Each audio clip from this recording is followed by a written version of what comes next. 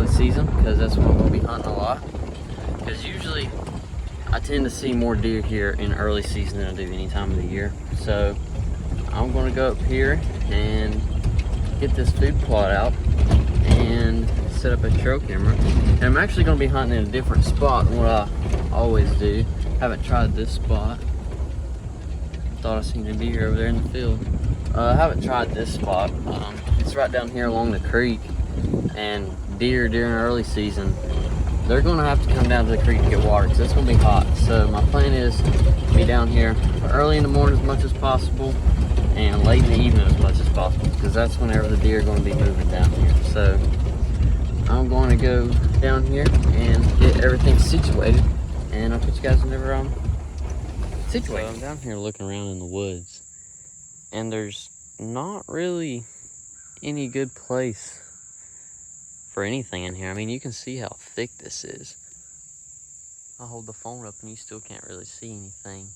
The only possibility place I see is to put a tree stand in this tree right here and hunt right over there. You can see the field a little bit right there. And just kind of hunt that area, maybe the backside over there. But this is some pretty tall stuff, and it's going to be hard to even see a deer in here, much less take a shot on one with a bow. So, came back to this little spot right here. It's not too bad, and I already planted the food plot in here. I got a trail camera set up on that tree. See if it picks me up. Yep, it did. All right, so got everything set up in here, and hopefully we'll have some. And I am looking for some new trail cameras, so if anybody has any recommendations on trail cameras or what they use, just go ahead and drop a comment down below, because I would like to know what y'all's thought is on trail cameras, because it seems like every trail camera I have isn't the best, and I'm still looking for a good brand. So let me know y'all's recommendations down in the comments below. All right, that one's working. So we're all set up in here and good to go. Leave that camera out for a couple of days, and I'll probably bring some corn or something in here, just get the deer coming to the area, and then the food plot should be growing up. So yeah, hopefully this spot will do good. Okay. All right, guys, so I went and bought this little feeder type deal here. Let me get it out of the back. Well, on the other side. Right here's what it is. It's a Moultrie deer feeder, just straps on the tree. How strong it is, that I don't really know. It's full of all kinds of stuff. Ow, those are really sharp. It's full of all kinds of little plastic shavings, and I want to get them out so the deer ain't eating them. Well, deer's just going to have to eat them because that's cut in the hand. So, I'm going to stick it on this tree right here. Stick this way facing the camera. I got a feeling the deer probably aren't even going to use this. If anything uses it, it's probably going to be coons. They'll just climb up the tree and get it. This is what I would say is going to be using it. That's about... Nah, deer can reach that. We'll put it there. Maybe. I'm going to attempt to put it there. May not go too well. I'm not exactly sure how much it holds. It just says it's a 5-gallon feeder. So, it's a long way. It's going to have me some nice poison oak.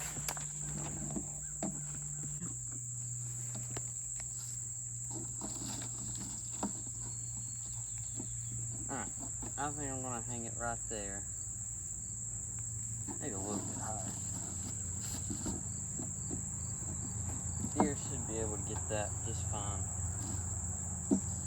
Make sure it's on there tight. That should be about right for deer. You reckon? Maybe. Deer's heads probably. Oh, you know, deer's head's like, that's good. If they don't like it, they can move it themselves. So now I gotta throw some corn in there. Like I said, I'm not sure how much weight this thing will be in the hole. But I'm gonna find out. And this is the same place I was at yesterday where I put up the camera in the food plot. It'll be a while before it grows, so I wanted to get something else in here.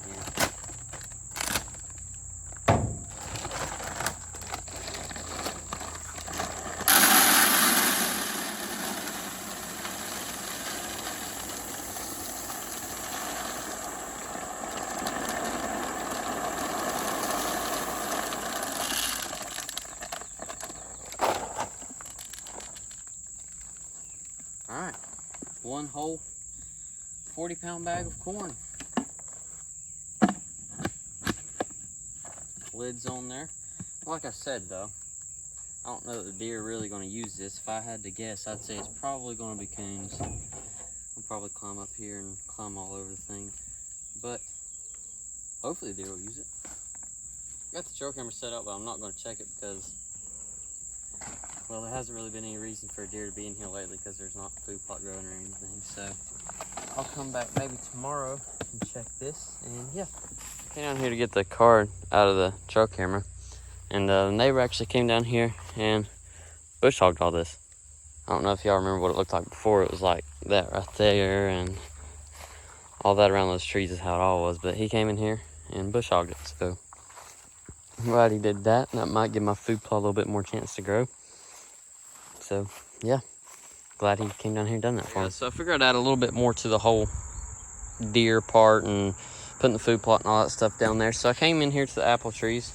We have I don't know, like 10 apple trees, but the apples never really get big. I mean, they taste good, but the biggest it gets like that right there, and most of the time they got holes and stuff in them. So what I'm going to do now, there's a yellow jacket. Now there is deer that come up here and eating the apple trees, but I don't want the deer up here because I'm not going to be hunting up here, and I'm trying to get the deer to go down there to the food plot and the corn. So I'm going to gather up a bunch of these apples, pour a little bit of maple syrup in here and get it smelling real strong, and go dump it out so it'll bring deer into that area, and they'll kind of hang out in that area where I'm going to be hunting. So I'm going to fill up this bucket with apples, and I'll catch you guys when I'm done. Bucket filled up with apples, and I just turned the corn syrup upside down in there, and I'm just going to let it drain out in there, and I poured some on the top. So let that drain on the way down to the camera and all that good stuff, and it smells extremely strong. As you can tell, Ginger's wanting her some. So I'm going to take these down here and dump them out and put the SD card back in the trail camera. Maybe we'll get something on camera. Now, I was talking to the neighbor a little while ago, and he said he's got a big 9-point. It's really wide. It's only got one brow tine though, so that's why it's a 9-point, not a 10. But he said he's got one 9-point, I think he said an 8-point, and quite a few just 6 points and 4 points and small stuff like that. So should have a pretty good shot this year if I keep this place baited and keep the food plots going. So yeah, I'll catch you guys whenever I get down. Just got the sack of apples dumped out right here. As you can tell, there's quite a few there. Got the feeder right over there. Just put the card back in the SD camera. So hopefully we'll have some coming in. Yesterday we actually got a new family member, and this is it right here. It's a Smith & Wesson M&P 556 AR-15, and I figured I'd come out and shoot a little bit today just to show you guys the new gun. So the mag holds 30. I don't have 30 in it. I don't really remember exactly how many I put in it. Ready?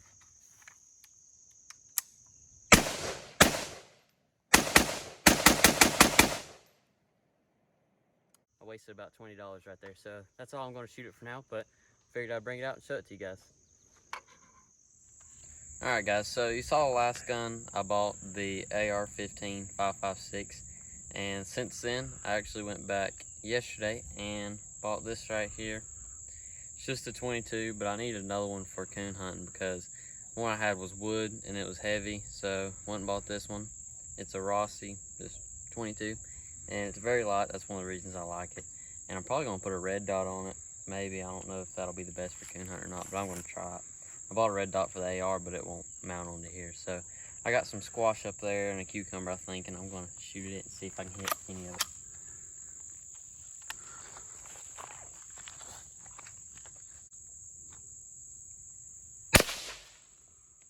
Well, I hit it. Try to hit the cucumber.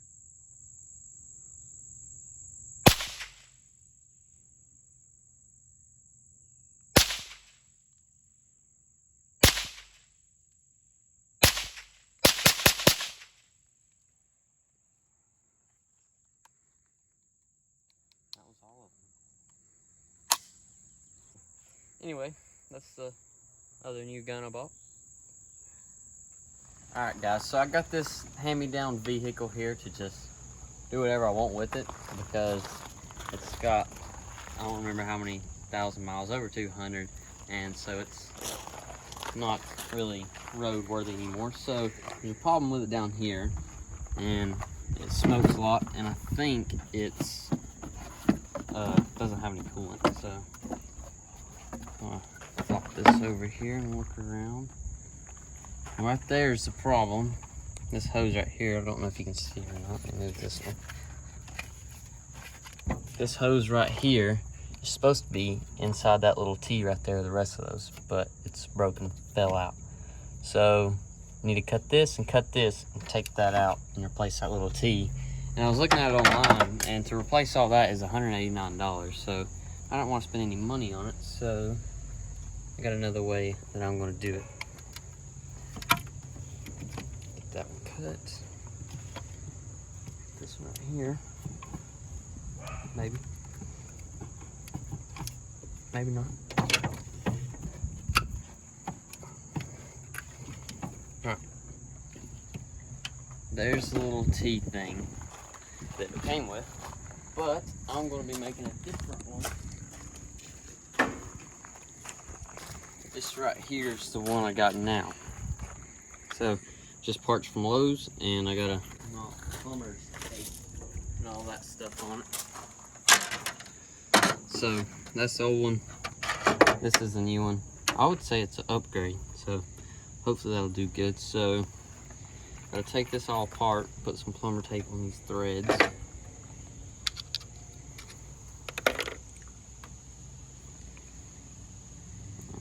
Alright, so I'm putting some plumber's tape on here. Whenever you're putting plumber's tape on, you want to always make sure you go with the threads, because if you go the opposite direction, it'll just peel it off. Pop that off. Twist it on there. Make sure it's on there good. And then I'm going to screw this back together.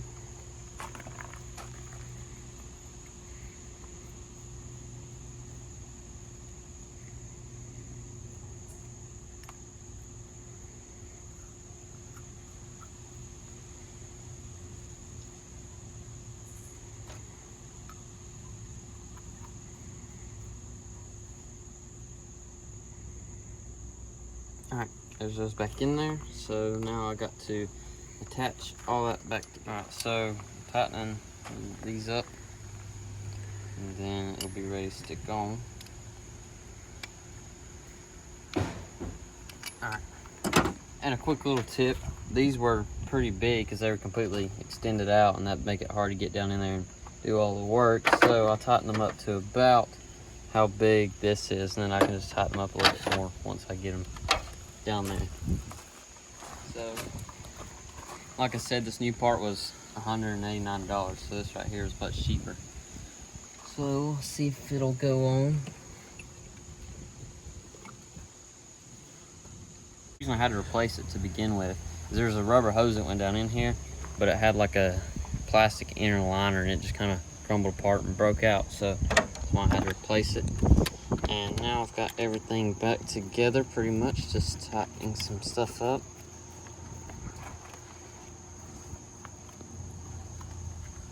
Alright, should be good. And then, as you can tell, down in there, got that together. Alright, so I got the car running again, and you can tell it's been sitting under a pine tree for, well, it's really only been under there for a couple of days, but that tree's really big and it puts a lot of stuff out. So I got Cat here, he's gonna clean it off for me. And inside here, I did this little modification here so the seatbelt thing would quit screaming at me while I'm driving. But I'm thinking about taking it camping tonight.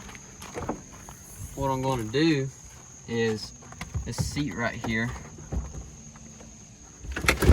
lays down whenever there's not a bunch of junk back there, and all those seats lay down. So I'm going to lay this down, throw an air mattress back here, and I'm going to sleep back here tonight.